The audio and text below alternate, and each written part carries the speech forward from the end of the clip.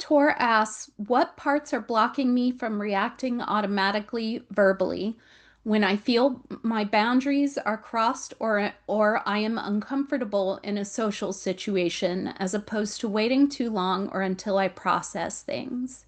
Okay, what do you want to say to this? Okay, they're talking about parts saying don't speak, don't say anything, that they were taught this. They were taught this a long time ago at a young age. Mm,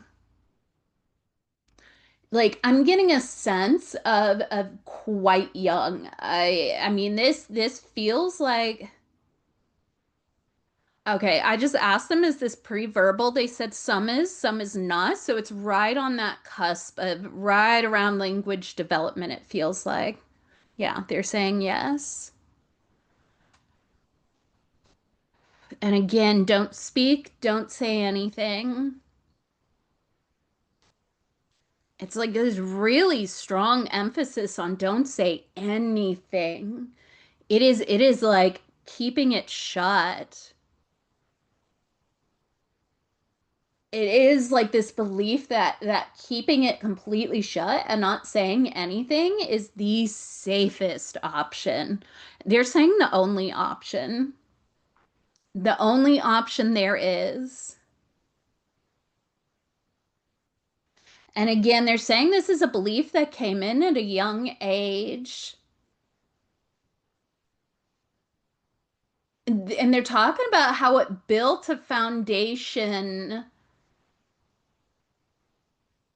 of how to interact in the world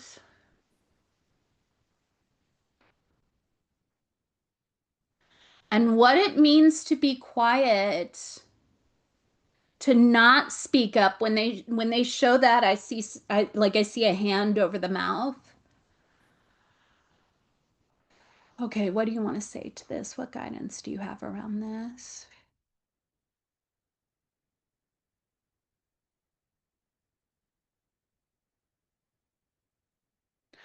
They're talking about inviting these parts to sit with you and notice what happens when people speak up in kind, loving ways. And it's they're saying that like you can find examples of on like YouTube online different video examples of ways to set boundaries in kind, loving ways. They're really emphasizing kind and loving boundaries and inviting them to notice this and asking them, how does that land for you? They're showing like for the pre-verbal ones, they may not they may not receive it in, even though you're asking that question, they might not perceive the words right, but they're saying they'll still receive the energy, especially watching this example. And they're talking about how that may help shift, they're saying it will help shift something in them.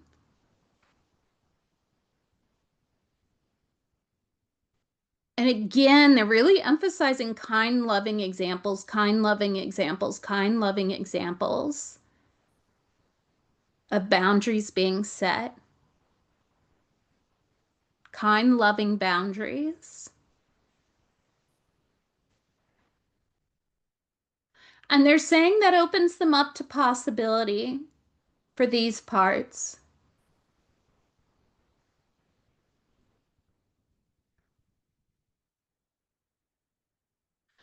And then they're saying then you may get to know them some more. And you can ask them how that lands for them, how that feels for them in their own bodies as they watch that. Like asking them, what do you notice in you after you've watched that, when you watch that, when you see that, when you hear that? Mm. they're even telling you like the older ones, you can ask them what they noticed about the younger ones. Did you notice any shifts in the younger ones?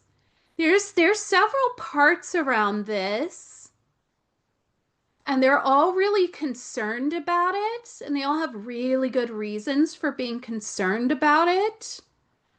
And it's like you can ask these older ones for their wisdom, their observations, not just of themselves, but of the younger ones.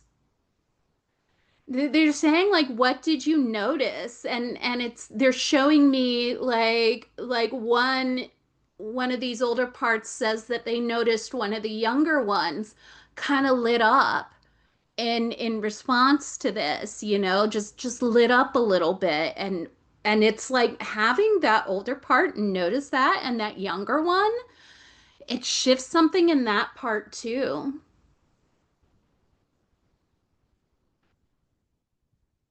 And they're just saying this is how to start with these. Yep, they're just saying this is how to start.